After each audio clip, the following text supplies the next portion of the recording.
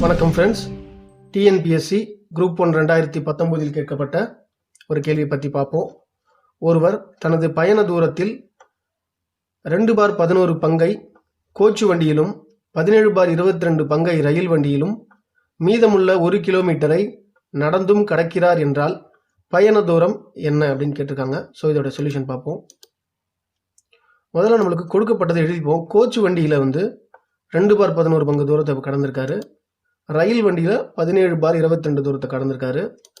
நடந்து 1 கிலோமீட்டரை கடந்திருக்காரு. இப்போ இதில் பார்த்தீங்கன்னா இது ரெண்டும் பங்குக்கு கொடுத்துருக்காங்க. அதாவது இத்தனை பங்குல இப்போ 22க்கு 17 பங்கு, 11க்கு 2 பங்கு அந்த மாதிரி கொடுத்துருக்காங்க. ஆனால் நடந்து கலந்தது மட்டும் நம்மளுக்கு கிலோமீட்டரில் கொடுத்துருக்காங்க. அப்போ இது ரெண்டும் ஒரே மாதிரி இருக்குது. இது மட்டும் வேறு வகையில் கொடுத்துருக்காங்க. முதல்ல நம்ம என்ன பண்ணுவோம், இது ரெண்டுத்தையும் ஈக்குவேட் பண்ணுவோம். ஏன்னா இது 11க்கு 2ன்னு கொடுத்துருக்காங்க, இது 22க்கு 17 கொடுத்துருக்காங்க. இது ரெண்டுத்துக்கும் பொதுவான ஒரு எண்ணுக்கு இது எத்தனை பங்கு இது எத்தனை பங்குன்னு நம்ம முதல்ல கண்டுபிடிச்சிக்கோம். அப்படி பார்த்தீங்கன்னா 2/11 + 17/22. இப்போ பார்த்தீங்கன்னா கீழே நம்ம பொதுவாக எல்சிஎம் எடுப்போம். ஆனால் இதை பொறுத்த வரைக்கும் இது நீங்கள் 2ஆல் பெருக்கினாங்களே நீங்கள் 11 22 ஆகிடும்.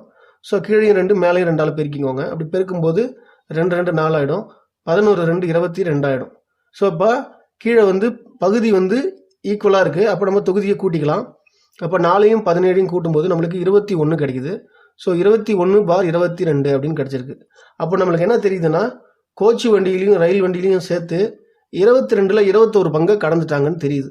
அப்போ நடந்து 1 கிலோமீட்டருங்கிறது எப்படின்னு பார்ப்போம். இப்போ இதுலேருந்து நம்மளுக்கு என்ன தெரியுதுன்னா, 22ல் 1 பங்கு மிச்சம் இருக்குது. ஏன்னா 22ல் 21 பங்கு கடந்தது நம்ம கண்டுபிடிச்சிட்டோம். மீதம் இருக்கிறது 1 பங்கு தான் இருக்குது.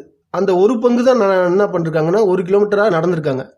அப்போது 22ல் 1 பங்கு 1 கிலோமீட்டர்னா 22ல் 22 பங்கு 22 கிலோமீட்டர்.